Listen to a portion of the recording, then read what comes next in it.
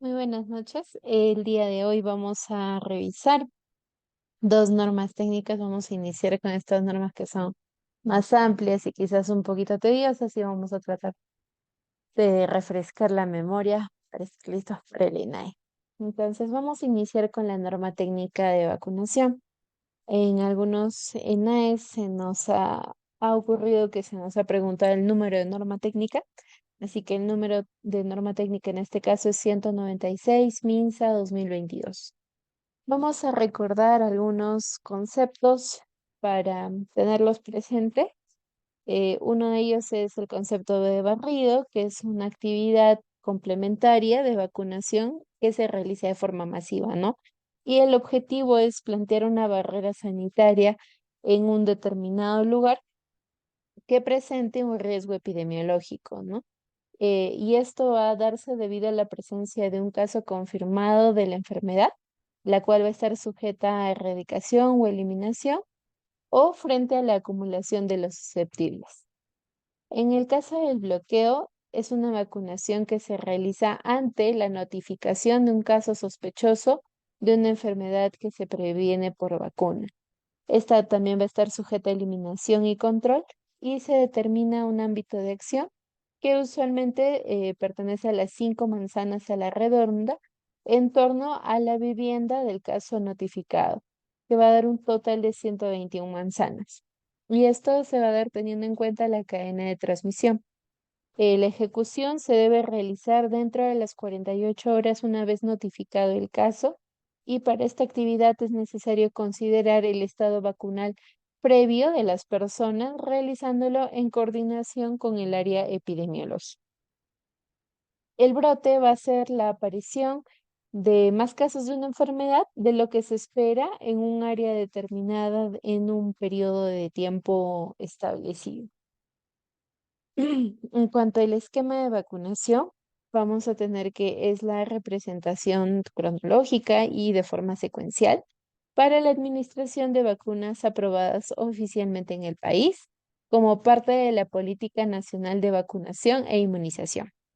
Y finalmente, los conocidos ESAVIS, los eventos supuestamente atribuidos a la vacuna o inmunización, es un evento adverso el cual vamos a asociar a la vacunación o a la inmunización, el cual tiene una relación temporal y no necesariamente de causa-efecto, ¿no? Y esta es una definición operacional que va a desencadenar un proceso de investigación, el cual va a concluir con la clasificación final y la implementación de medidas correctivas. Vamos a iniciar con la vacuna del BCG o bacilo de Calmette-Guerin. Esta vacuna es una vacuna viva atenuada, la cual es una vacuna preparada por un cultivo en medio líquido del bacilo de Calmette-Guerin, eh, que va a corresponder a una cepa atenuada del Mycobacterium bovis. Esta va a estar preparada a partir de una cepa estándar, la cual normalmente se va a suministrar eh, por el Instituto Pasteur de París, ¿no? La composición va a ser que cada dosis de 0,1 mililitros va a estar reconstituida y contiene 1 por 10 a la quinta del bacilo Calmette-Guerin. La presentación vamos a encontrarla en un polvo liofilizado que va a necesitar una reconstitución con cloruro de sodio al 9 por 1000. Estos vienen en frascos multidosis que dependiendo del proveedor va a ser de 10 o 20 dosis. ¿Para qué está indicada esta vacuna? Sirve para prevenir las formas clínicas graves de la tuberculosis infantil, la meningitis tuberculosa y diseminada. En cuanto al esquema de vacunación, es que vamos a administrar esta vacuna en recién nacidos con peso igual o mayor a 1500 gramos y se va a administrar las dosis correspondientes dentro de las 24 horas de nacidos. Si el niño no recibe dentro de las 24 horas, lo que debemos hacer es administrar la dosis lo más antes posible durante el primer año de vida, o sea, los 11 meses, 29 días. Si no recibiera dentro del primer año de vida, debemos administrar la dosis hasta los 5 años cumplidos previo descarte de infección por tuberculosis. Y en el caso de que nuestro recién nacido sea menor, tenga un peso menor de 1500 gramos, o niños que tienen una situación especial, la aplicación de la vacuna se va a dar con indicaciones médicas, ¿no? Y en el caso de los niños prematuros, se va a vacunar una vez que logre alcanzar los 1.500 gramos de peso. Se debe acercar al establecimiento de salud para iniciar con sus vacunas. En cuanto a la dosis, este va a administrarse una dosis única de 0,05 mililitros o de 0,1 mililitros, dependiendo de las precisiones del proveedor. La conservación de la vacuna va a ser de +2 a +8 grados centígrados y una vez que se haya reconstituido, el tiempo de uso va a ser de 6 horas. La vía y el sitio de administración, bueno, se va a administrar por vía intradérmica y el sitio de administración va a ser en la región del músculo deltoides del brazo derecho a 2 centímetros del acromión o el vértice del hombro. Las jeringas que vamos a usar son para administrar el medicamento, jeringa de 1 cc con aguja de 27 por 1,5 que sea autorretráctil. Y para reconstituir vamos a usar una jeringa de 5 cc con aguja de 21 por 1,5. ¿Qué posibles efectos postvacunales podemos encontrar? Días después de vacunar, podemos encontrar un nódulo que presenta una induración en el sitio de la inyección y esta va a ir disminuyendo de forma gradual, siendo reemplazado por una lesión de forma local que se podría ulcerar dentro de las semanas posteriores, ¿no? Y esta lesión no va a requerir un tratamiento. ¿Qué contraindicaciones tiene esta vacuna? Los recién nacidos con un peso inferior a 1.500 gramos o condiciones médicas que impidan la vacunación no se pueden administrar. También aquellos que tienen enfermedades infecciosas, sobre todo la sarampión y la varicela. Y para estos casos deben esperar 1 mes de transcurridas las infecciones para la aplicación. También en los casos de reacciones dermatológicas severas en el área de la aplicación, en pacientes con inmunodeficiencia y en situaciones especiales que estén sustentadas con una indicación médica. El uso que se le puede dar respecto a otras vacunas es que se puede aplicar de forma simultánea con cualquier otra vacuna, ya sea viral, bacterial u otra. Ya, luego tenemos la vacuna de la hepatitis B. Primero vamos a ver la hepatitis B pediátrica, que es una vacuna inactiva recombinante que va a contener el antígeno de superficie, perdón, el HBsAg y el de la hepatitis B, obtenido por técnicas de recombinación genética de ADN recombinante. Entonces, esta vacuna pediátrica va a estar compuesta cada dosis de 0,5 mililitros va a tener el antígeno de superficie de hepatitis B por 10 microgramos, va a tener gel de hidróxido de aluminio y va a tener tiomersal B. La presentación va a ser en frascos monodosis de 0,5 mililitros en suspensión líquida, levemente opalescente. Y este está indicado en casos para prevenir la transmisión de la hepatitis B. El recién nacido se va a administrar dentro de las 12 horas de nacidos, de manera ideal, y en un máximo de dentro de 24 horas. De manera excepcional, en partos domiciliarios podríamos vacunar hasta los 7 días de nacido. Y las niñas y niños de 4 meses a 7 años y 0 días que han presentado una reacción adversa a la vacuna pentavalente, también se pueden administrar esta vacuna. En el caso del esquema, recién nacidos con peso igual o mayor a 1.500 gramos se debe administrar la dosis. En el caso de los que tienen un peso de 1.500 gramos o niños que tienen una situación especial, la aplicación de la vacuna debe ser bajo indicación médica, ¿no? El recién nacido con un peso menor de 1.500 gramos, solo si la madre tiene antígeno B de superficie positivo, va a ser administrado con esta vacuna. Y en el caso de niños prematuros con un peso de 1.500 gramos o más, se puede iniciar la vacunación. Y de forma excepcional, también, como decíamos, se puede administrar hasta los 7 días en partos domiciliarios de difícil acceso. En el caso de los niños de 4 meses hasta los 7 años y 0 días que presentan una reacción adversa a la primera dosis de la vacuna pentavalente, pueden completar su vacunación con esta vacuna en una dosis de 2 y 3, o sea, 2 dosis adicionales.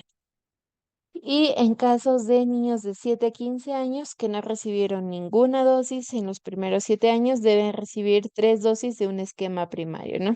La primera dosis se debe administrar al primer contacto con el establecimiento de salud, la segunda dosis al mes de la primera y la tercera dosis al sexto mes de la segunda dosis. En este caso, la dosis va a ser para el recién nacido, una dosis única de 0,5 mililitros. Y en el caso de los niños mayores de 7 a 15 años, también va a ser de 0,5 mililitros.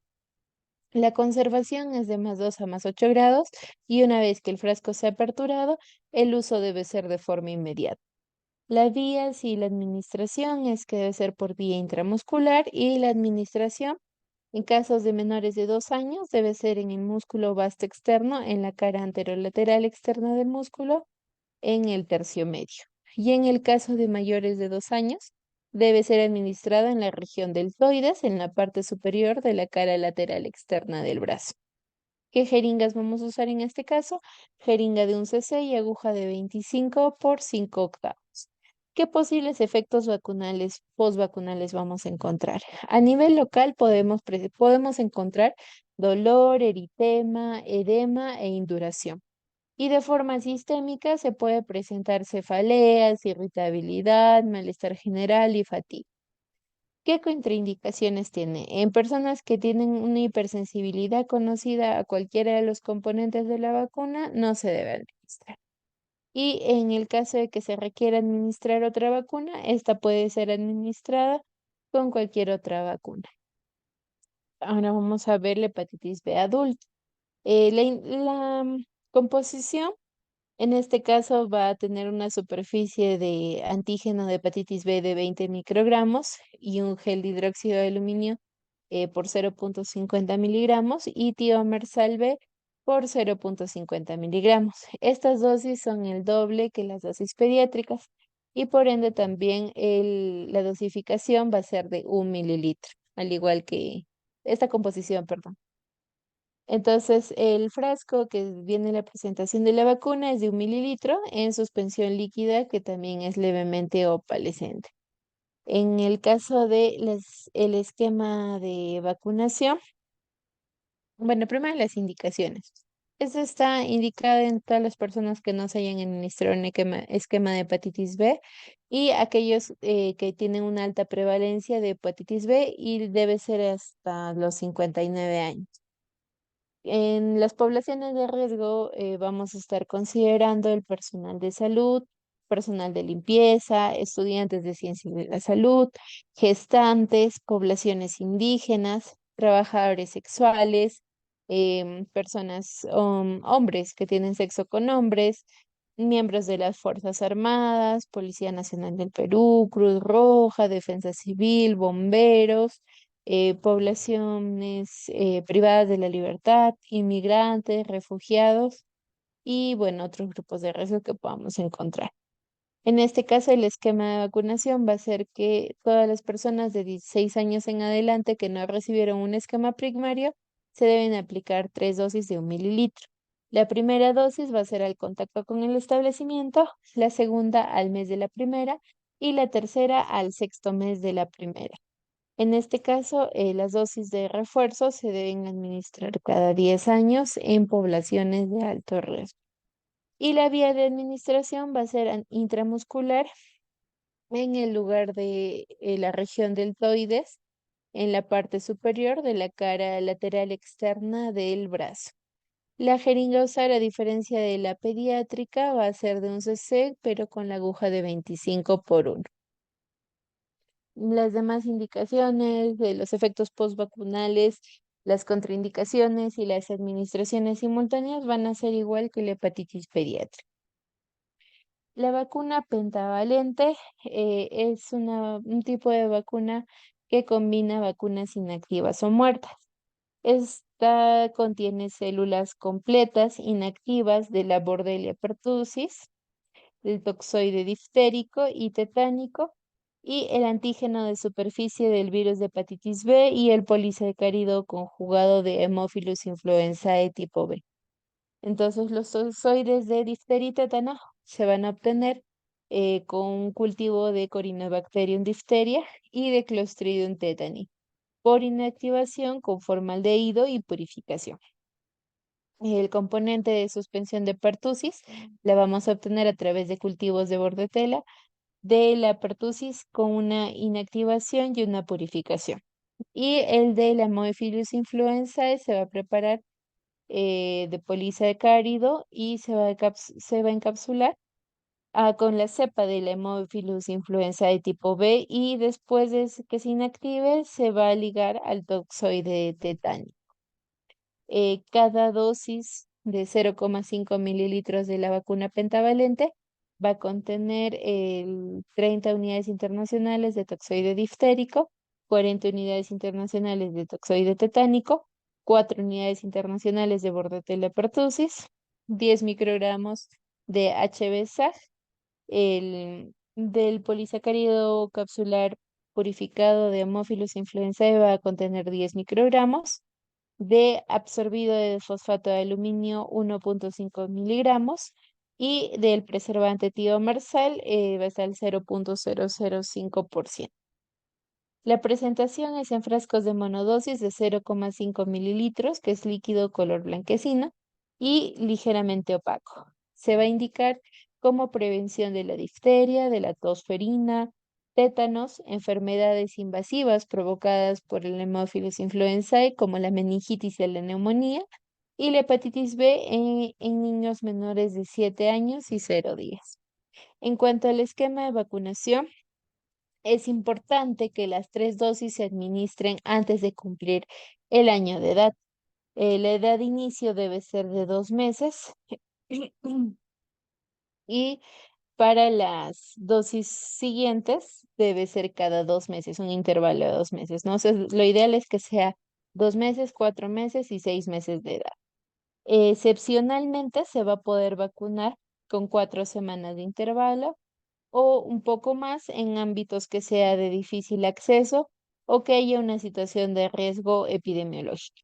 En caso de que se interrumpa la vacunación, es necesario completar el esquema de 3 dosis.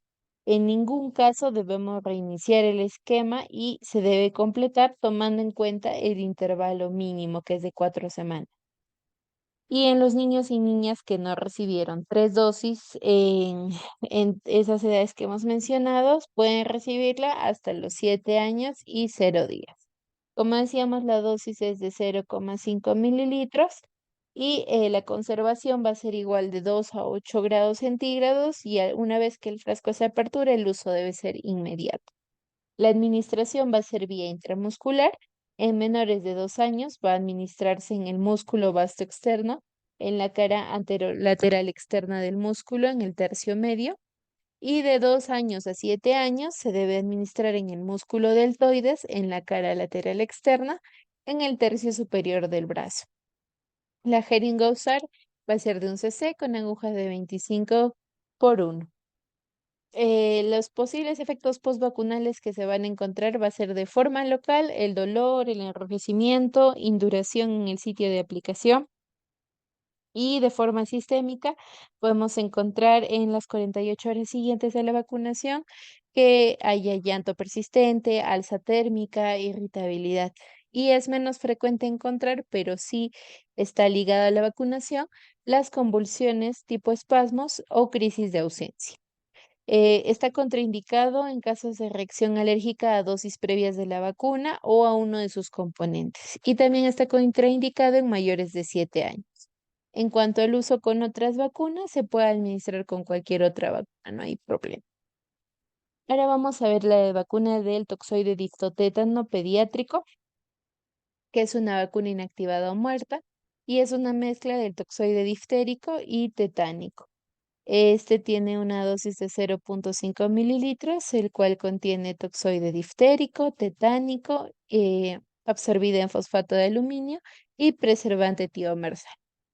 En la presentación vamos a encontrarlo en frasco multidosis de 10 dosis de 5 mililitros con una suspensión blanca grisácea. Las indicaciones es en casos de prevención de la difteria y tétanos en niños que presenten una reacción adversa o una anafilaxia a la vacuna pentavalente. En cuanto al esquema de vacunación, se debe administrar en niños, como ya decíamos, que han tenido reacción adversa a la vacuna pentavalente, con un intervalo de 2 meses entre dosis y dosis. El intervalo mínimo y excepcionalmente debe ser de 4 semanas y en ningún caso también se debe reiniciar el esquema, completándolo de forma lo más pronto posible, ¿no? Y teniendo en cuenta el intervalo mínimo. En caso de refuerzo para los niños con antecedentes de reacción alérgica, se debe aplicar 2 dosis según el esquema de 18 meses, 4 años. La dosis debe ser de 0,5 mililitros y la conservación va a ser de 2 a 8 grados centígrados y una vez aperturado el frasco puede durar hasta 4 semanas. La vía y el sitio de administración va a ser de forma intramuscular y en caso de niños menores de 2 años se debe administrar en el músculo vasto externo, en la cara anterolateral externa del muslo y en caso de los mayores de 2 años, o sea, hasta los 7 años, debe administrarse en el músculo deltoides, en la cara externa del tercio superior del brazo. En cuanto a las jeringas que se van a usar, va a ser jeringa de 1 cc con aguja de 25 por 1. Los posibles efectos adversos a encontrar en este caso van a ser las reacciones locales de dolor, enrojecimiento, edema e induración. Y en cuanto a las contraindicaciones, es en casos de reacciones alérgicas a las dosis previas de la vacuna o a uno de sus componentes. También puede ser administrada de forma simultánea con otras vacunas. Ahora vamos a ver la vacuna del hemófilos influenza de tipo B, que es una vacuna conjugada inactivada y esta vacuna va a ser un polisacárido capsular purificado conjugado a una proteína. Su composición va a ser un polisacárido capsular del hemófilos influenza de tipo B más una proteína transportadora adherida. La presentación que vamos a encontrar es en monodosis de 0,5 mililitros de forma líquida y va a venir también un frasco con diluyente. En cuanto a las indicaciones, es que esta va a conferir inmunidad frente a la infección por Haemophilus influenza de tipo B, que va a ser, como decíamos, causante de la neumonía, la meningitis y la otitis media. Se va a administrar en niños que presentan reacciones alérgicas a la vacuna pentavalente.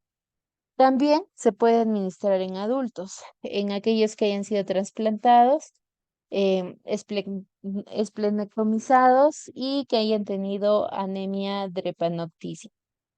En el esquema de vacunación va a contemplar 2 dosis en un intervalo de 2 meses entre dosis y dosis. Va a completar el esquema primario de vacunación y en ningún caso se debe reiniciar el esquema. Este se debe completar tomando en cuenta el intervalo mínimo. En caso de refuerzo para niños con antecedentes de reacciones alérgicas, se debe aplicar 2 dosis según el esquema de 18 meses y 4 años. Y el intervalo mínimo y excepcionalmente debe ser de 4 semanas. De acuerdo con la situación epidemiológica, podemos usar una dosis adicional de acuerdo a la recomendación de los expertos. La dosis de 0,5 mililitros y la conservación de 2 a 8 grados. Una vez que abrimos el frasco, el uso debe ser inmediato. La vía y el sitio de administración va a ser vía intramuscular. En caso de los menores de 2 años, va a ser de igual forma que las demás vacunas, en el músculo vasto externo, en la cara anterolateral externa del muslo, y de 2 a 7 años en el músculo deltoides. Las jeringas que vamos a usar para administrar debe ser una jeringa de 1 cc con aguja 25 por 1 y para reconstituir una jeringa de 5 cc con aguja de 21 por 1,5. Dentro de los posibles efectos postvacunales que podemos encontrar, va a estar las reacciones locales que van a ser dolor, enrojecimiento, eritema, edema, los cuales vamos a encontrar en el sitio de la aplicación de la vacuna. Y reacciones sistémicas podemos encontrar el alza térmica y la irritabilidad. En cuanto a las contraindicaciones, está contraindicado en reacción alérgica a dosis previas de la vacuna o a uno de sus componentes. Y puede ser administrado junto con otras vacunas también. Luego vamos a hablar de la vacuna antipolio inactivada, conocida como IPV o SALC. Esta vacuna es de virus inactivados, es una suspensión inyectable, la cual va a estar compuesta por los poliovirus inactivados. Dentro de su composición vamos a encontrar el virus del polio inactivado del tipo 1, Mahoney, el tipo 2, MEF1, el tipo 3, el Sauket, y excipientes de formaldehído. Las indicaciones va a ser para prevenir la poliomielitis. Vamos a encontrarlo en un monodosis en una jeringa precargada de 0,5 mililitros. En cuanto al esquema de vacunación, se va a contemplar eh, dos dosis. Bueno, normalmente se contemplaban dos dosis, que es al inicio de los 2 meses de edad y con un intervalo de 2 meses entre cada dosis, ¿no? O sea, la otra a los 4 meses. Y de forma excepcional, el intervalo también era de 4 semanas. Pero a partir de este año se incorporó una tercera dosis en el esquema, que era la de 2 meses, 4 meses y 6 meses. Perdón, del año 2023. Y actualmente en el año 2024 se está incorporando una cuarta dosis al esquema, que vendría a ser de 2 meses, 4 meses, 6 meses y 18 meses con IPV. Esto desplaza a los refuerzos de antipolio oral que estaban establecidos en estas edades. Y en caso de que se interrumpa la vacunación, necesitamos completar el esquema de 3 dosis, 4 en este caso, y no debemos reiniciar el esquema, ¿no? Se debe completar tomando en cuenta el intervalo mínimo entre dosis y dosis. Y en casos de brote, epidemia o pandemia, se puede aplicar una dosis más de la vacuna dependiendo del análisis que se realice. Entonces, esto también es de uso inmediato y no debe ser congelado ni expuesto a la luz. Debe mantenerse entre 2 y 8 grados. Se debe administrar a través de la vía intramuscular en casos de menores de 2 años en el músculo vasto externo y en mayores de 2 años en el músculo deltoides. Esta jeringa ya viene precargada y dentro de los posibles efectos postvacunales que podemos encontrar de forma local va a ser el dolor en el sitio de la aplicación de la vacuna. Como podemos ver, no es una vacuna que tenga muchos efectos postvacunales, lo que se considera que es una vacuna segura. Y entre las contraindicaciones solamente tenemos que haya habido reacciones alérgicas a los propios componentes, o sea, a dosis previas. Y su uso simultáneo con otras vacunas está admitido. Luego encontramos la vacuna antipolio oral de poliovirus, conocida como APO o Sabin. Es una suspensión oral de tipo bivalente 1 y 3 y esta vacuna es un virus vivo atenuado. Dentro de su composición vamos a encontrar el virus de polio Sabin que va a estar crecido en un cultivo primario de riñón de mono. Luego vamos a encontrar el tipo 1, el tipo 3, neomicinas y estabilizadores. En las presentaciones son en frascos multidosis de 10 dosis y sus colores pueden variar de amarillo pálido a rosado claro. Dentro de las indicaciones está también para la prevención de poliomielitis y el esquema es la primera dosis a los 6 meses, pero en este caso se ha reemplazado desde el año 2023 por una de IPV, ¿verdad? Entonces actualmente solamente estamos manejando una dosis de refuerzo de APO, para que no nos confundamos mucho. Entonces, que se va a dar a los 4 años. La dosis va a ser de 2 gotas y se debe conservar de 2 a 8 grados. Si el niño escupiera o regurgita, ya que esta es de administración oral, se debe administrar una dosis adicional de reemplazo.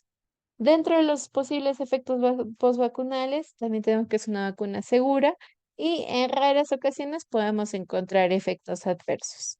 Entre sus contraindicaciones está en aquellos que tienen inmunodeficiencia personal o en el núcleo familiar, y en estos casos vamos a administrarles la IPV.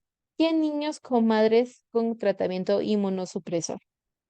También está el uso simultáneo con otras vacunas que se puede administrar con cualquier otra vacuna y en la vacunación de otros virus vivos atenuados se debe administrar el mismo día. Y si no es posible, el mínimo de intervalo entre esas vacunas debe ser de 30 días. Ahora vamos a ver la vacuna de rotavirus. Esta es una vacuna que también es de virus vivos atenuados y previene la enfermedad diarreica producida por el rotavirus. Una dosis va a tener rotavirus atenuado humano con la cepa RIX 4414. La presentación va a ser en monodosis con una jeringa precargada que va a ir de 1,5 mililitros a 2 mililitros dependiendo del proveedor. Y va a ser una suspensión oral con un líquido transparente e incoloro que no tiene partículas visibles. Está indicado para prevenir la enfermedad diarreica severa causada por rotavirus. Y el esquema corresponde a 2 dosis. Primero, la edad de inicio debe ser a los 2 meses y el intervalo debe ser de 2 meses entre dosis y dosis.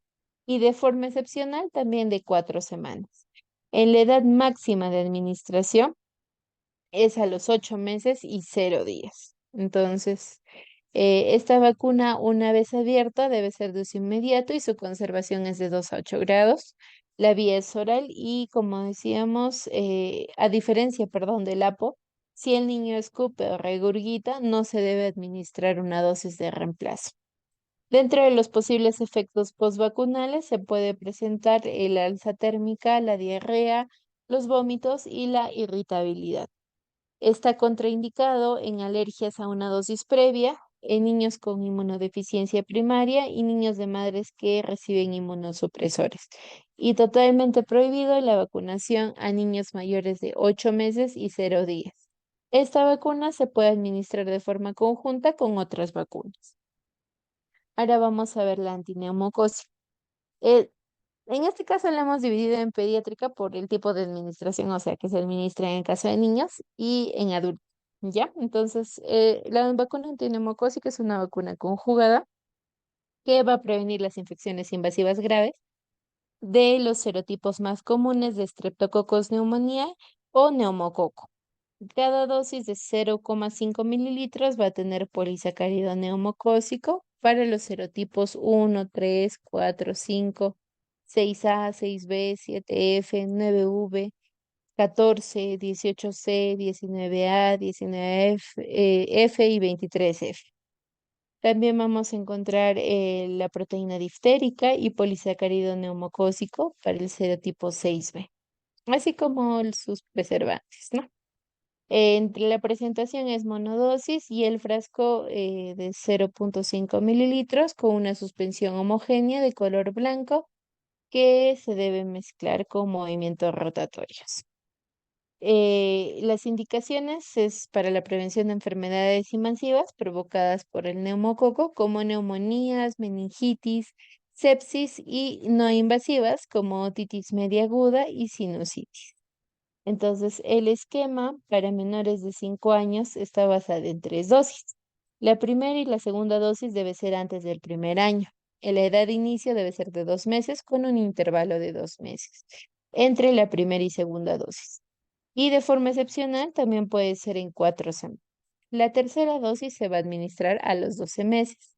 En casos de que se interrumpa la vacunación, es necesario que completemos el esquema de 3 dosis y no debemos reiniciar el esquema, considerando el intervalo mínimo.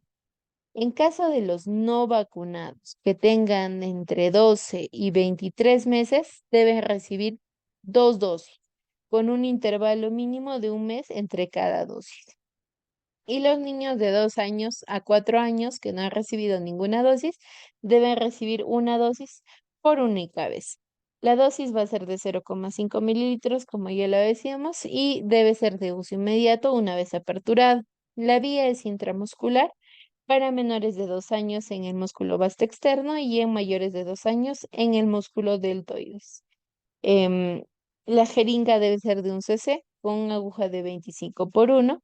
Y los posibles efectos vacunales que vamos a encontrar es de forma local, podemos encontrar dolor, eritema, edema e induración. Y de forma sistémica podemos encontrar alzas térmicas, irritabilidad, somnolencia, pérdida de apetito, vómitos, diarreas y reacciones cutáneas. Entre las contraindicaciones está la hipersensibilidad a cualquiera de los componentes de la vacuna, incluido el toxoide de difteria, y también la reacción anafiláctica a una dosis previa. Se puede administrar conjuntamente con otras vacunas, pero debe ser aplicado en sitios anatómicos diferentes con 2,5 centímetros de distancia mínima entre vacuna y vacuna. Y en el caso del adulto, en esta vacunación se va a considerar en mayores de 5 años, que es de 5 a 60 años, con comorbilidades. ¿Qué comorbilidades vamos a considerar? Es en enfermedades pulmonares crónicas, en nefropatías, cardiopatías, diabetes, hemoglobinopatías, infección por VIH, síndrome de Down, neoplasias, esplenectomizados y en los casos de los inmunosuprimidos que no han recibido una vacuna primaria, estos tienen que recibir una dosis. También en los adultos mayores de 60 años a más y en personal de salud también se debe administrar una dosis. Las demás indicaciones van a ser de la misma manera que para el pediátrico. Ahora vemos la vacuna de la sarampión, paperas y rubiola. Es una vacuna de virus vivos atenuados que se prepara cepas del virus de sarampión y virus de la parotiditis, el cual se va a cultivar en un embrión de pollo, y el virus de la rubiola, que va a estar cultivado en células diploides humanas. Entonces, vamos a encontrar la presentación de frascos monodosis con frascos liofilizados con diluyente de 0,5 mililitros, y también vamos a encontrar frascos multidosis que van a tener un diluyente de 2,5 mililitros, dependiendo del proveedor. Las indicaciones van a ser para prevenir la sarampión, rubela y parotiditis. El esquema de vacunación es de 2 dosis a los 12 meses y 18 meses de edad. Se puede administrar en niños, adolescentes y adultos dependiendo del contexto epidemiológico. La población en riesgo de 5 a 59 años de edad también se puede vacunar en zonas de frontera, en terrapuertos, aeropuertos o aquellos que viajen a zonas de riesgo. La dosis es de 0,5 mililitros y en los casos de los frascos multidosis, el tiempo de vida una vez reconstituido es de 6 horas. La administración va a ser vía subcutánea en la parte superior de la cara lateral externa del brazo, o sea, en el tercio medio del músculo deltoides, y la jeringa para administrar va a ser de 1 cc con aguja de 25 por 5 octavos, y para reconstituir va a ser de 5 cc con aguja de 21 por 1,5. Entre los posibles efectos postvacunales va a ser que usualmente dentro de los 7 a los 14 días podemos encontrar que el componente de la sarampión puede provocar un alza térmica, un exantema, puede provocar tos, coriza, manchas de Koplik, púrpura trombocitopenia, conjuntivitis por los componentes del antisarampión. El componente del antirrubiólico puede generar fiebre, exantema, linfadenopatías, artralgias, y esto va a darse en menos del 0,5% de los casos. El componente antiparotidítico puede producir en algunas ocasiones, que es menos del 0,1%, fiebre, hipertrofia parotidoidea, entre el día 7 y el día 21 post vacunación. Está contraindicado en reacciones alérgicas severas a las dosis previas, en reacción a componentes de la vacuna como el huevo, la gelatina, la neomicina, y en pacientes con inmunodeficiencia grave y también en gestantes. En este caso, en gestantes corremos el riesgo de transmitir la enfermedad del síndrome de rubiola congénita. Es por eso que está totalmente contraindicado. Y se puede usar de forma simultánea con otras vacunas, aplicando en el caso de vacunas vivas atenuadas el mismo día o con un intervalo de 30 días también. Ahora veremos la vacuna de la varicela, que es una vacuna también de virus no atenuado, vivos atenuados. Es una preparación liofilizada de la cepa de la varicela, la cepa OCA, que es producida en cultivos de células diploides humanas. En este caso, su presentación va a ser en una ampolla de dosis única de 0,5 mililitros, la cual va a acompañarse de un diluyente para su reconstitución. Esta previene la varicela y el esquema de vacunación es a los 12 meses de edad, una sola dosis. En los niños o niñas que no hayan recibido esta vacuna en los No, 12 pero meses, lo pueden ya no soy dueña, ya todos están ya saliendo del recibir doctor, ya hasta los todas son dueñas. 4 años. Allá, Chicos, tienen, disculpen, creo que se ha perdido por ahí un audio. tú también tienes su derecho. No, tú tienes 60%. 60% de todo. 40% Creo por que Jorge se prendió su audio, por favor. Gracias. Ya, listo ese silencio. gracias. Entonces decíamos de que esta vacuna se puede administrar hasta los 4 años y posexposición y control del brote. En estos casos, en brotes hospitalarios y con casos de varicela, se va a aplicar una vacuna a todos los susceptibles desde los 9 meses en adelante. También se puede vacunar contra la varicela a personas susceptibles, que pueden ser pacientes, acompañantes, personal de salud, en las primeras 72 horas de producido un contacto con un caso. Y el manejo se debe dar igual en poblaciones cautivas, como albergues, cunas, jardines, prisiones, etcétera. La dosis es de 0,5. Una vez abierto, se debe usar de forma inmediata. La vía es subcutánea y el sitio de administración va a ser en el tercio medio del músculo deltoides. La jeringa para administrar debe ser de un cc con aguja de 25 por 5 octavos y para reconstituir va a ser de 5 cc con aguja de 21 por 1,5. Entre los posibles efectos postvacunales va a ser el dolor en la zona de aplicación, enrojecimiento y edema, y las reacciones sistémicas se podrían manifestar a partir del quinto día hasta los 30 días después de la vacunación. Y estos van a cursar con irritabilidad, incremento de temperatura, que va a ser mayor a 37,7 grados centígrados. Podría haber una reacción cutánea, somnolencia y pérdida de apetito. Esto está contraindicado en personas con antecedentes de hipersensibilidad a los componentes o en personas que estén recibiendo tratamiento inmunosupresor, eh, incluido en aquellos que consuman alta dosis de corticosteroides y también en los casos de inmunodeficiencia. También en los casos de tuberculosis activa que no haya sido tratada o cualquier enfermedad que curse con fiebre de más de 38,5 grados centígrados.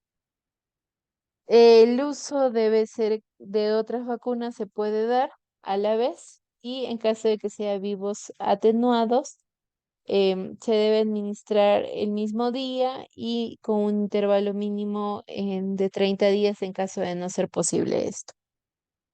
Luego tenemos la vacuna antiamarílica, que está compuesta también por virus vivos atenuados del virus de la fiebre amarilla de la cepa 17, la cual va a ser cultivada en huevos de gallina cuyos virus han sido debilitados para que no produzcan la enfermedad. Estos vienen en frascos multidosis de 10 dosis con un diluyente de 5 mililitros. Una vez que se reconstituya, el color va a ser opalescente amarillento y el tiempo de vida útil va a ser de tan solo 6 horas. Esta vacuna va a conferir protección contra la infección por el virus que causa la fiebre amarilla y va a estar indicado desde los 15 meses hasta los 59 años. La población que vive en regiones endémicas y expulsoras también debe ser vacunada y aquellos casos donde haya brote de la enfermedad. Como decíamos, se debe administrar a los 15 meses en dosis única y en personas que acrediten que no han recibido la vacuna pueden recibirla hasta los 59 años. Em, la duración de la protección de la vacuna va a ser de por vida, así que no es necesario revacunar. La dosis es de 0,5 mililitros, como ya mencionábamos, y la vía va a ser subcutánea en el tercio medio del músculo deltoides. Para administrar vamos a usar una jeringa de un cc con una aguja de 25 por 5 octavos, y para reconstituir una jeringa de 5 cc con aguja de 21 por 1,5.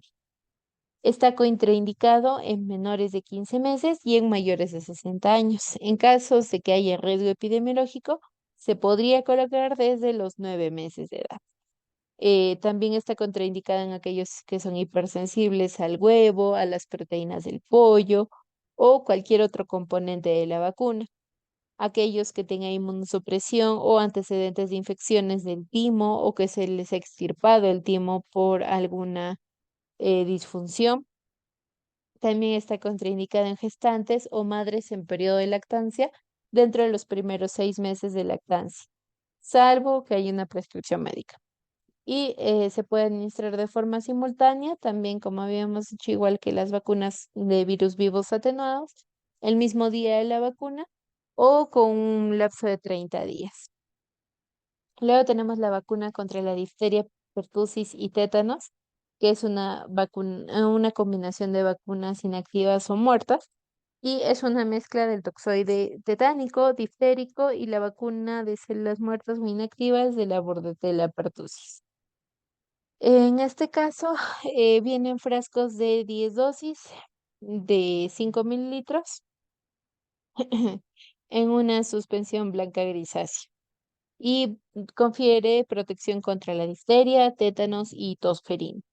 Este esquema se va a administrar un refuerzo a los 18 meses y un segundo refuerzo a los 4 años, hasta menores de 7 años y 0 días.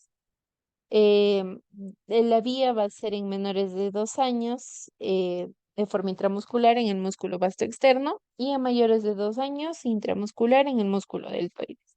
La jeringa debe ser de 1 cc con aguja de 25 por 1, y los posibles efectos de forma local vamos a encontrar dolor, sensibilidad, enrojecimiento, edema e induración en el sitio de aplicación de la vacuna, y de forma sistémica vamos a encontrar alzas térmicas, malestar general, mialgia, cefalea, irritabilidad y episodios de llanto prolongado y convulsiones, con episodios de hipotonía y reacciones anafilácticas. Está contraindicado en anafilaxia a cualquier componente de la vacuna, en casos de encefalopatía en los primeros 7 días post vacunación y en mayores de 7 años y 0 días. Este se puede administrar de forma simultánea con otras vacunas también. Luego tenemos la vacuna del DT adulto, que son vacunas inactivadas o muertas, y es una mezcla de toxoide tetánico y difterico, purificado y absorbido en hidróxido de fosfato de aluminio.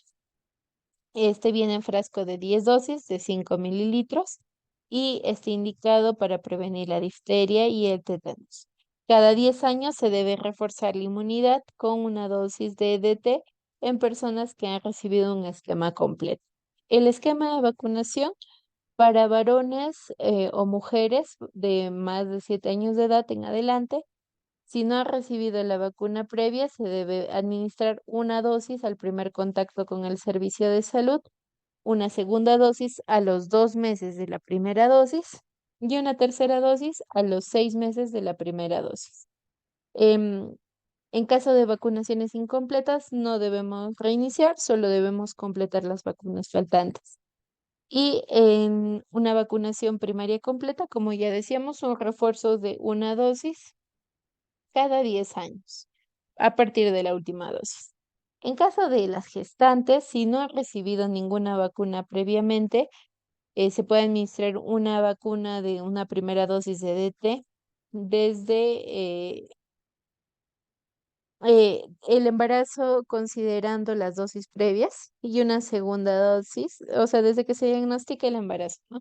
Y una segunda dosis de DTA celular entre las 20 y 36 semanas de gestación, teniendo en cuenta este intervalo mínimo de 4 semanas. En casos de vacunación incompleta, solo debemos completar las 2 dosis, y teniendo en cuenta que una de ellas debe ser la la TDAP, que debe ser entre las 20 y 36 semanas. Entonces, cuando una vacunación primaria está completa, solamente se va a administrar esta vacuna a celular en cada embarazo que pueda tener la mujer. La dosis es de 0,5 mililitros y se administra en la vía intramuscular en la cara superior lateral externa del brazo, en la región deltoidea. La jeringa que vamos a usar es de un cc con aguja de 25 por 1 y entre los posibles efectos locales postvacunales que vamos a encontrar está el dolor, el eritema, la induración y en reacciones sistémicas, el malestar general. Dentro de las contraindicaciones vamos a encontrar la hipersensibilidad a cualquier componente de la vacuna previa y a reacciones neurológicas o reacciones alérgicas sistémicas posteriores a una dosis previa de DT. El uso se puede dar administrado de forma simultánea con otras vacunas. Luego vamos a encontrar la vacuna combinada de TDAP, que es para gestantes, es una vacuna celular que está absorbida de toxoides de tétanos y difterias, combinado con componentes de pertusis. Tiene una apariencia normal y es una suspensión uniforme, turbia y blanca, y antes del uso se debe inspeccionar que hayan partículas o materiales extraños o que se haya decolorado. Se debe agitar bien el frasco para obtener una suspensión uniforme y opalescente. Esta vacuna viene en presentación de monodosis. Está indicada para gestantes y esta debe ser una dosis entre las 20 y 36 semanas de gestación. Em, claro, evaluando previamente que sea la vacunación completa o incompleta. Una vez que se aperture este frasco, la duración va a ser de 4 semanas. La vía y el sitio de administración va a ser en la región deltoides por vía intramuscular. La jeringa es de un cc con aguja de 25 por 1 y entre los posibles efectos postvacunales a encontrar, vamos a tener de que en lugar de la hinchazón, em, en el lugar de vacunación puede presentarse hinchazón, dolor, eritema. Y de forma sistémica podemos encontrar alza térmica que puede ir hasta más de los 38 grados y dolor de cabeza, náuseas, vómitos, diarrea y malestar general. Este está contraindicado en casos de hipersensibilidad a los principios activos o a algún excipiente y también en la hipersensibilidad después de la administración previa de una vacuna contra la difteria, tétanos y tosferina. Se puede administrar de forma simultánea con otras vacunas. Luego tenemos la vacuna de la hepatitis A, que es una vacuna inactivada y esta vacuna contiene el virus completo e inactivado o el antígeno del virus de la hepatitis absorbido con hidróxido de aluminio. Va a ser en presentación de monodosis y durante el almacenamiento el contenido puede tener un depósito blanco fino, que es transparente e incoloro. Está indicado para prevenir la infección por hepatitis A del grupo picornavirus. Va a darse la administración en una sola dosis a los 15 meses de edad de 0,5 mililitros, la cual se va a administrar en el músculo vasto externo de forma intramuscular y esta viene en una jeringa precargada. Las reacciones postvacunales suelen ser leves y van a incluir dolor local, con menor frecuencia va a haber induración, pérdida de apetito, somnolencia, cefalea o una pequeña febril. Está contraindicado en hipersensibilidad de los excipientes de la vacuna o a la neomicina y se debe posponer la vacunación en casos de enfermedades febriles agudas o graves. Y se puede administrar de forma simultánea con otras vacunas. Luego tenemos el virus del papiloma humano, que es una vacuna recombinante que ofrece protección contra la infección por los principales genotipos oncogénicos del virus del papiloma humano, los cuales van a estar asociados con el desarrollo de cáncer cervical y de verrugas genitales. Viene en frasco monodosis de 0,5 mililitros y como decíamos, previene el cáncer cervical causado por el VPH del tipo 16 y 18 la neoplasia intraepitelial cervical de grado 1 y 2 y las verrugas genitales causadas por el VPH 6 y 11.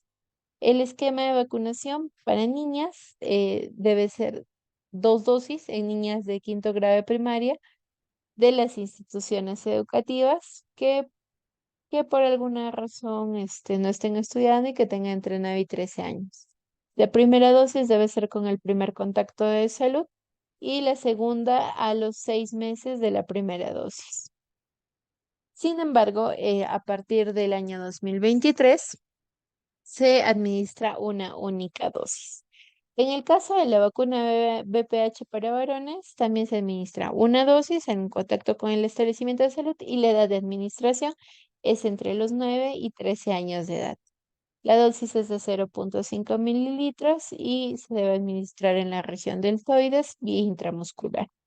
Dentro de los posibles efectos postvacunales que vamos a encontrar está el enrojecimiento, el adormecimiento y el alza térmica con la sensación de fatiga. Está contraindicado en aquellos que hayan tenido una afilaxia a una dosis de la vacuna y se puede administrar de forma segura simultáneamente con otras vacunas. Luego tenemos la vacuna contra la influenza, que es una vacuna inactivada que confiere inmunidad contra los serotipos prevalentes de la influenza de acuerdo a la circulación estacional. Las cepas van a variar cada año de acuerdo con la normativa de la Organización Mundial de la Salud. Vienen en frascos multidosis o monodosis, tanto en el pediátrico como en el adulto. La vacuna pediátrica va a ser administrada a niños menores de 3 años de edad. En los casos de los niños menores de 1 año se debe administrar 2 dosis. Y en los casos de niños de 1 y 2 años se debe administrar una dosis por cada año. Entonces, en los que tienen de 6 a 12 meses, la primera dosis se administra a los 6 meses y la segunda al mes de la primera, o sea, a los 7.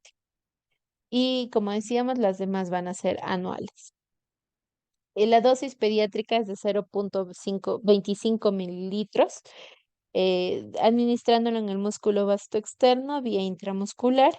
Y dentro de las posibles reacciones locales vamos a encontrar el dolor, el enrojecimiento, el edema, la induración dentro del lugar, en el sitio de inyección, ¿no? Y de forma sistémica puede presentarse alza térmica, malestar general, mialgias que normalmente van a desaparecer de 2 a 3 días.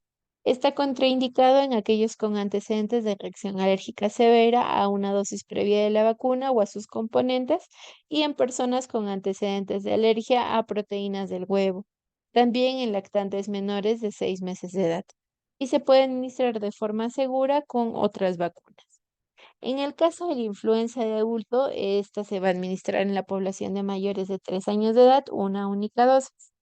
Se debe vacunar a todas las personas que tengan comorbilidades, también en gestantes, en cualquier trimestre de gestación es segura y en puérperas. También es importante la administración en personas de riesgo, como personas mayores de 60 años, personal de salud, em, y todos los que habíamos mencionado previamente, ¿no? En este caso es una dosis por cada año en el adulto y esta va a ser de 0,5 mililitros, con las mismas indicaciones de la vacuna pediátrica. Entonces nos llega a consulta una niña de 13 meses que no ha recibido ninguna vacuna de neumococo. ¿Cuántas dosis debe administrarse? A ver, chicos, ¿quién se acuerda?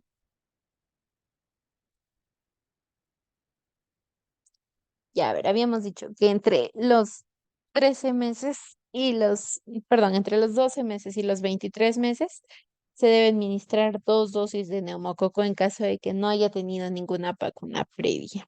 Que nuestra respuesta es la C.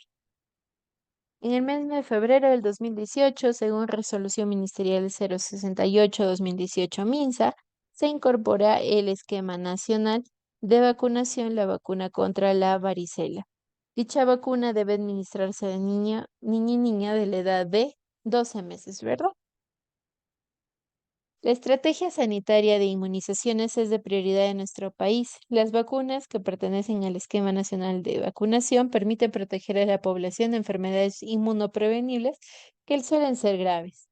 Según norma técnica sanitaria 196 MINSA 2022, la vacuna pentavalente, que es parte del esquema de vacunación, debe aplicarse a la edad de, decíamos, 2 meses, 4 meses y 6 meses, ¿verdad? Bien, y ahora vamos a pasar a la norma técnica de crecimiento y desarrollo. Esta norma técnica es la 137 de MINSA 2017. Entonces, vamos a igual a mencionar algunos conceptos. Primer, control de crecimiento y desarrollo es un conjunto de actividades que se dan de forma periódica y sistematizada, la cual la realiza el profesional de salud de enfermería o el médico con el objetivo de vigilar de forma adecuada, oportuna e individual el crecimiento y desarrollo de la niña y el niño, con el fin de detectar de forma precoz riesgos, alteraciones o trastornos, así como la presencia de enfermedades, facilitando el diagnóstico e intervención oportuna para disminuir los riesgos, deficiencias y discapacidades e incrementando las oportunidades y los factores protectores. Esta debe ser individual, integral, oportuna, periódica y secuencial. Entonces, también me gustaría recordar el concepto del desarrollo infantil temprano.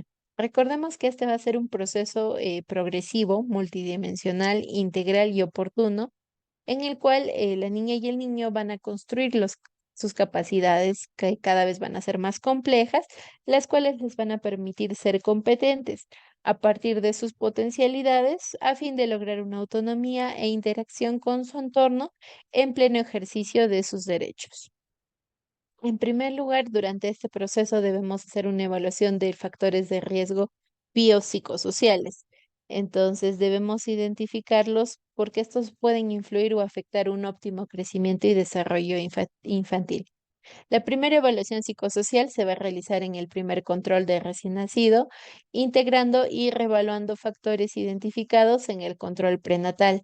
Y entre los controles siguientes se va a revaluar la situación de riesgo, detectando los controles anteriores. Entonces, los factores de riesgo individuales, sociales y medioambientales que van a afectar al desarrollo infantil y deben tenerse en cuenta son un niño o niña sin controles, que hayan sido adoptados, que no haya un cuidador estable, que tengan menos de 34 semanas de gestación, que tengan una enfermedad biológica o congénita, que tengan una enfermedad crónica, que presenten una alteración del desarrollo psicomotor, que presenten malnutrición por déficit, que presenten discapacidad física, cuyo comportamiento puede estar alterando el sueño, la alimentación o el sedentarismo incluso. También aquellos que presenten alteraciones de la salud mental, como puede ser abusos sexuales, maltrato físico, psicológico, emocional, aquellos que no hayan tenido acceso a la educación o aquellos fuera del sistema escolar formal. Entonces, este abordaje de los factores de riesgo va a requerir una intervención del equipo multidisciplinario. Entonces, para un manejo, el personal debe identificarse y mantenerse conectado de forma permanente con los actores que conforman la red de protección y apoyo familiar y debe establecer un sistema de referencia y contrarreferencia con instituciones o entidades que se especialicen en el manejo de niños con vulnerabilidad psicosocial. Luego vamos a realizar la evaluación física y neurológica. El examen físico se va a hacer en cada control de crecimiento de acuerdo con la edad del niño, usando muchas técnicas en las cuales puede estar inmiscuida la inspección, la auscultación, la palpación y la percusión, con instrumentos pues como el estetoscopio, la linterna, la cita métrica, dependiendo del procedimiento. Y de acuerdo con la edad del niño o niña, el examen físico se debe realizar en una camilla, en una colchoneta, en los brazos de la mamá o sentado en la falda, ya sea del padre, del cuidador.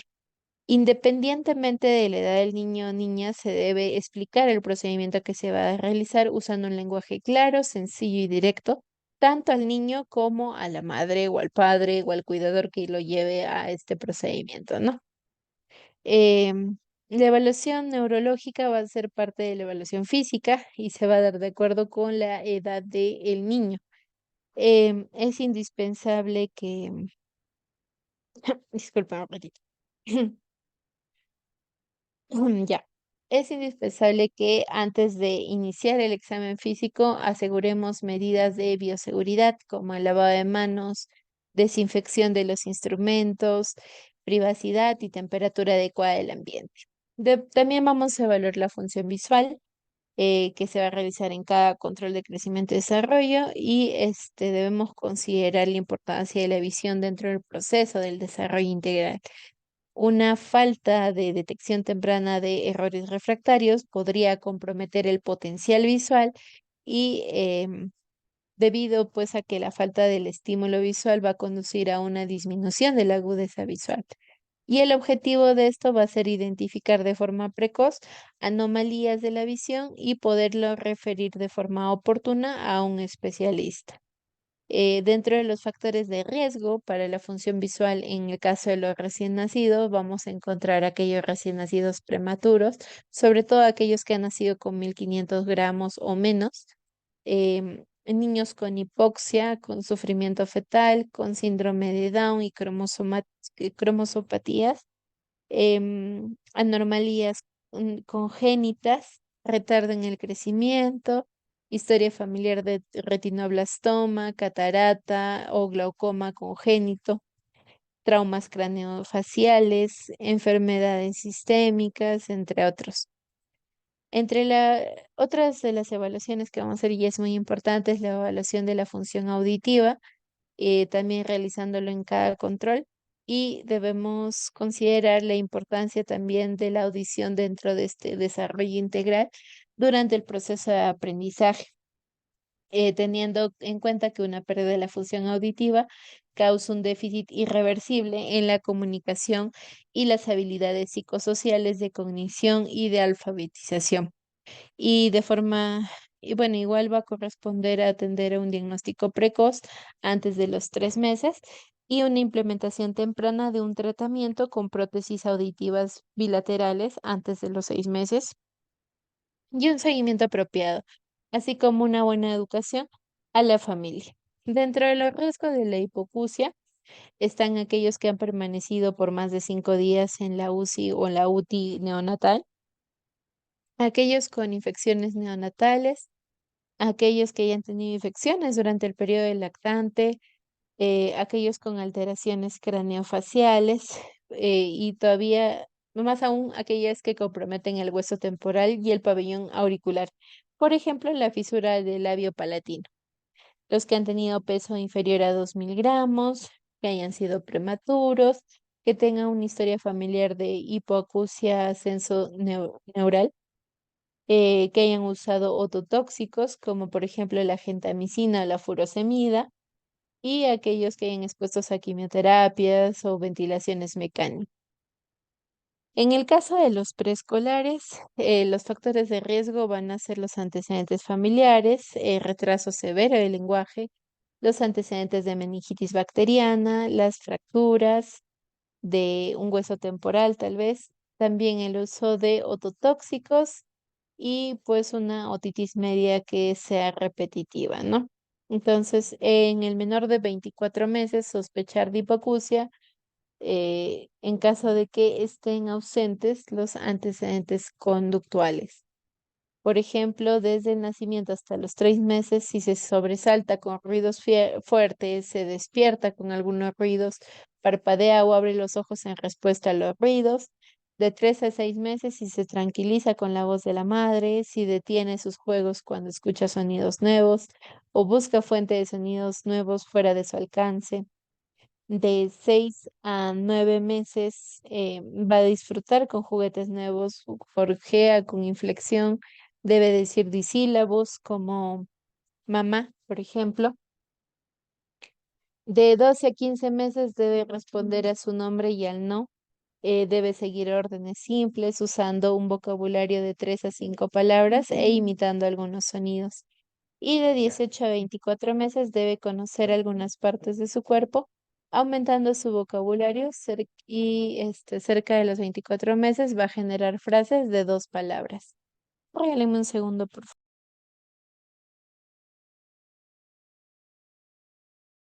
favor. Ya. Luego, Esta evaluación también va a entrar la evaluación del crecimiento y del estado nutricional. Para ello va a estar inmiscuido la valoración antropométrica, la cual incluye peso, talla, perímetro cefálico, y pues estos deben ser analizados para determinar el estado nutricional del niño. Y luego vamos a hacer ya una evaluación del desarrollo. Vamos a hacer uso de dos escalas. En este caso vamos a avanzar un poco. Ya. La escala de evaluación de desarrollo psicomotor nos va a permitir medir el rendimiento de la niña y el niño de 0 a 2 años frente a ciertas situaciones que para ser resueltas van a requerir un grado de desarrollo psicomotor, evaluando las áreas del lenguaje social.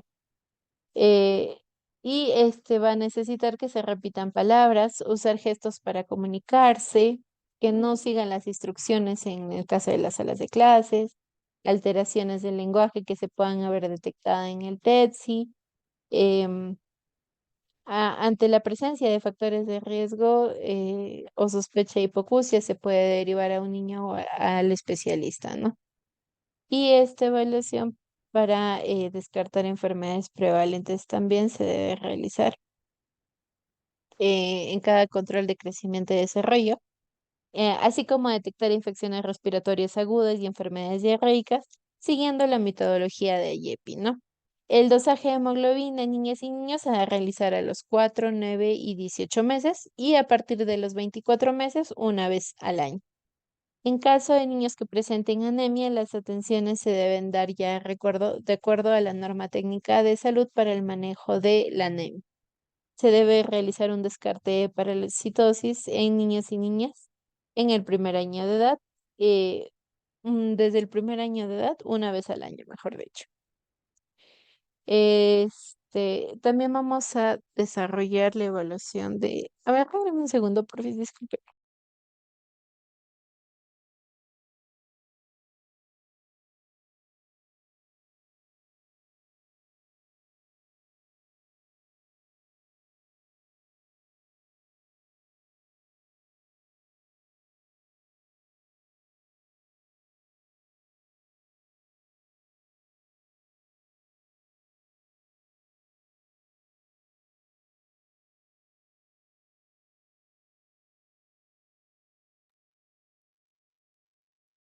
Ya, entonces están diciendo que se va a realizar una evaluación integral y dentro de eso también está el tamizaje de violencia y de maltrato, así como evaluaciones bucales, evaluaciones ortopédicas. Y acá es importante mencionar que durante los controles de CREAT se debe realizar el descarte de la displasia de cadera y marcha y pie plano. La displasia de cadera se va a realizar mediante la evaluación del signo de Ortolani y el signo de Barlow, así como la limitación de la abducción. En cuanto a la marcha, debemos evaluarla a partir de los 15 meses y para hacer un adecuado examen debemos dejar al niño con pocas prendas, mirarlo por delante, atrás, lateralmente, primero en reposo y luego caminando. En reposo, solo con ropa interior y de pie, observando la simetría del cuerpo de frente y de espalda, las articulaciones, los huesos y los pliegues. Y lateralmente debemos evaluar las curvaturas de la columna, buscando alguna patología como el dorso curso o la hiperlordosis lumbar. Luego debemos pedirle al niño o la niña que camine varios metros para observar la simetría o la claudicación y la estabilidad de la marcha. Y finalmente el pie plano, que después de los 2 años vamos a empezar con un descarte, pues en los niños menores va a existir una almohadilla de grasa palmar que va a aumentar el área del pie con el suelo. En caso de que exista un pie plano en niños o niñas mayores de 2 años, debemos identificar si es flexible o si es rígido. Ahora sí. Mm, Ay, perdón. Hasta que se me puso. Ya, ahora sí. El crecimiento de la niña o niño debe considerar una tendencia y una velocidad del proceso, clasificándose en crecimiento adecuado cuando la niña o el niño evidencian una ganancia de peso y un incremento de la longitud o talla de acuerdo a los rangos de normalidad que se esperan para su edad, que vendría a ser más o menos 2 desviaciones estándar alrededor de la mediana. La tendencia de la curva va a ser paralela a las curvas del crecimiento del patrón de referencia que tenemos vigente. Y también podemos encontrar un crecimiento inadecuado, que es una condición en la niña o el niño que evidencia la no ganancia, o sea, un aplanamiento en la curva del crecimiento o una ganancia mínima de la longitud o de la talla. Y en el caso del peso va a incluir la pérdida o ganancia mínima excesiva. Cada niño o niño va a tener su propia velocidad de crecimiento, el que se va a esperar que sea de forma ascendente y se mantenga alrededor de la mediana. Cuando la tendencia de crecimiento va a variar, va a ser necesario interpretar su significado porque puede ser un indicador de crecimiento inadecuado o también un riesgo del crecimiento cuando los indicadores de peso talla o talla para la edad se encuentren dentro de los puntos de corte de normalidad. La clasificación del estado nutricional en el caso de los recién nacidos. Este, tenemos el peso para la edad gestacional, que sirve para determinar el estado nutricional recién nacido. Se va a usar un indicador de peso para la edad gestacional y se debe comparar el peso de la niña o el niño con respecto a la edad gestacional, aplicando le- luego del nacimiento el test de Capurro, dato que se debe consignar en la ficha de la mamá y del niño, de acuerdo con las recomendaciones que ha dado el Centro Latinoamericano de Perinatología. En este caso, el punto de corte cuando es inferior a 10 va a ser pequeño para la edad gestacional, cuando es entre 10 y 90 va a ser adecuado y cuando es mayor de 90 va a ser grande para la edad gestacional, o sea, un macrosoma. El peso al nacer se va a clasificar, como ya habíamos mencionado, a forma de recordatorio, pero esto es de acuerdo a la norma técnica de CRET, en extremadamente bajo cuando pesa menos de 1000 gramos, muy bajo peso al nacer cuando pesa entre 1000 y 1499 gramos, bajo peso al nacer cuando pesa entre 1500 y 2499 gramos, normal de 2500 a 4000 gramos y más de 4000 gramos es un bebé macrosoma. Y según los indicadores antropométricos, se deben usar los indicadores de peso para la edad que define el peso global, el peso para la talla que define el estado nutricional, la talla para la edad que define el crecimiento longitudinal y el perímetro cefálico con el que se puede definir la macrocefalia o la microcefalia. También en este caso estamos justamente viendo la clasificación nutricional de los indicadores antropométricos, siendo el bajo peso o la desnutrición global em, obtenido de acuerdo al indicador de peso para la edad cuando el punto se ubica por debajo de las -2 desviaciones estándar. Luego tenemos la desnutrición aguda, que se obtiene de acuerdo al indicador peso para la talla, cuando el punto se ubica por debajo de las -2 desviaciones estándar. La talla para bajo en desnutrición crónica se obtiene de acuerdo al indicador talla para la edad, cuando el punto se ubica por debajo de -2 desviaciones estándar. Luego tenemos el sobrepeso que se obtiene de acuerdo al indicador de peso para la edad, cuando el punto se va a ubicar por encima de 2 desviaciones estándar, de más 2 desviaciones estándar. Y la obesidad que se va a obtener de acuerdo al indicador peso para la talla, cuando el punto se ubica por encima de más 3 desviaciones estándar. Y en caso se va a derivar el especialista a partir de los 3 años. Ya, ahora sí vamos a hablar de las escalas de desarrollo. Tenemos la escala de evaluación del desarrollo psicomotor, la EDP, que es para los niños de 0 a 24 meses. Esta escala se va a obtener los diagnósticos por intermedio de dos procedimientos. Por el perfil de desarrollo psicomotor, que es una apreciación de rendimiento a través de las áreas de coordinación, lenguaje, social y motor, y de esta manera vamos a ver las apreciaciones de desviación de la curva del desarrollo. Y se va a marcar una línea vertical a la derecha de la edad cronológica en meses de la niña o el niño, atravesando las 4 áreas de desarrollo. Se van a observar los últimos ítems aprobados de cada área, encerrándolos en un círculo y uniéndolos. Si la línea está hacia adelante, el desarrollo psicomotor tiene un buen o alto rendimiento. Y si está quebrada o va hacia atrás, se debe considerar una de las áreas como riesgo y como retraso, si es más de uno o proyectado a más de dos áreas. Y la otra línea es por el coeficiente del desarrollo. Para obtener un coeficiente de desarrollo se debe convertir la razón a un puntaje estándar del valor obtenido, clasificándolo en que si se obtiene que es mayor o igual a 85, se tiene un M normal. En caso de que sea entre 84 y 70, se tiene un diagnóstico de riesgo. Y en caso de que es menor o igual a 69, encontramos un retraso. Luego tenemos el test peruano de evaluación del desarrollo del niño para niños de 0 a 30 meses. Para obtener un diagnóstico de esto, se encierra en un círculo la edad cronológica, trazando en una línea las áreas evaluadas, y luego se van a unir las marcas de todos, de los hitos logrados, y obteniendo así un perfil del desarrollo. Puede obtenerse un desarrollo normal si el perfil de desarrollo psicomotor no muestra desviación. Puede haber un adelanto del desarrollo si la línea del desarrollo se desvía a la derecha de la edad cronológica actual. Puede haber un trastorno del desarrollo si la línea se desvía a la izquierda de la edad cronológica actual. Y puede haber un riesgo para el trastorno del desarrollo si no hay desviación de la línea a la izquierda, pero hay antecedentes de al menos un factor de riesgo. Finalmente tenemos el TEPS, el test de evaluación de desarrollo psicomotor, que se evalúa a niños de 2 a 5 años. Y el diagnóstico de interpretación se va a clasificar a través de dos procesos. Por el puntaje de desarrollo psicomotor obtenido, que es el puntaje T. Para obtener este puntaje se suman los ítems aprobados del área de desarrollo psicomotor, que son coordinación, lenguaje y motor, clasificándose como puntaje bruto.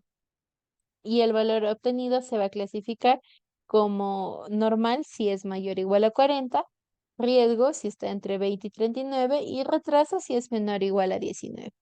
Y el otro procedimiento va a ser por el perfil de desarrollo psicomotor, que nos va a permitir observar de manera gráfica el rendimiento total basado en el puntaje T y de los subtests obtenidos en las áreas del desarrollo de coordinación, lenguaje y motora. Eh, en este caso, todas las evaluaciones se deben desarrollar de acuerdo con la normativa de forma ordenada para obtener la mayor información posible en este caso. Finalmente, en cuanto a la periodicidad del control, todo recién nacido debe recibir sí o sí 4 controles a las 48 horas del alta y posteriormente un control cada semana. Estos controles se pueden realizar en el establecimiento de salud o en el domicilio, siempre con la presencia y participación de la familia. Todo niño y niño menor de un año deben recibir 11 controles, porque estos deben ser con un intervalo mínimo de 30 días, o sea, una vez al mes prácticamente. Toda niña o niño de un año debe recibir 6 controles de acuerdo al esquema. Y entre los 2 y 4 años, 11 meses, 29 días, va a recibir 4 controles anuales. El control de crecimiento se va a realizar en un establecimiento de salud y el tiempo promedio que vamos a necesitar es de 45 minutos. En las niñas y niños prematuros debemos considerar 18 controles a las 24 horas del alta, cada 72 horas durante los primeros 15 días y semanalmente hasta salir del método canguro. Cada 15 días hasta los 3 meses, mensualmente hasta el año y a partir del año cada 2 meses hasta los 2 años, luego cada 3 meses hasta los 3 años y luego cada 6 meses hasta los 5 años de edad. Entonces, si nos preguntan, el test peruano es un instrumento que mide el perfil general de desarrollo psicomotor del niño. ¿Entre qué edades se encuentra comprendida esta estandarización? Decíamos que es hasta los 30 meses, ¿verdad? Luego decimos que la evaluación del desarrollo en el niño preescolar es de suma importancia. Por ello, el TEP de desarrollo psicomotor, TEPSI, es un tamizaje que detecta de forma gruesa los riesgos y retrasos del desarrollo infantil a través de la observación de la conducta del niño frente a situaciones propuestas por el examinador. El texto está compuesto por 52 de ideas repartidas entre subtests que son coordinación, lenguaje y motricidad. Durante el control de CRET y el desarrollo del lactante que se debe realizar la evaluación ortopédica que permite detectar la displasia congénita de cadera, por lo que se debe identificar los siguientes signos. Habíamos dicho la limitación de la abducción, el signo de Ortolani y el signo de Barlow, todos estos positivos, ¿verdad? Nuestra respuesta sería la, claro, para detectar la displasia congénita sería que todos estos se hallen positivos. Bien, eso ha sido todo por hoy. Para la siguiente clase nos toca el tema de investigación y finalmente vamos a ver algunas de las normas técnicas adicionalmente que nos faltan. Gracias por su atención, que tengan una linda noche.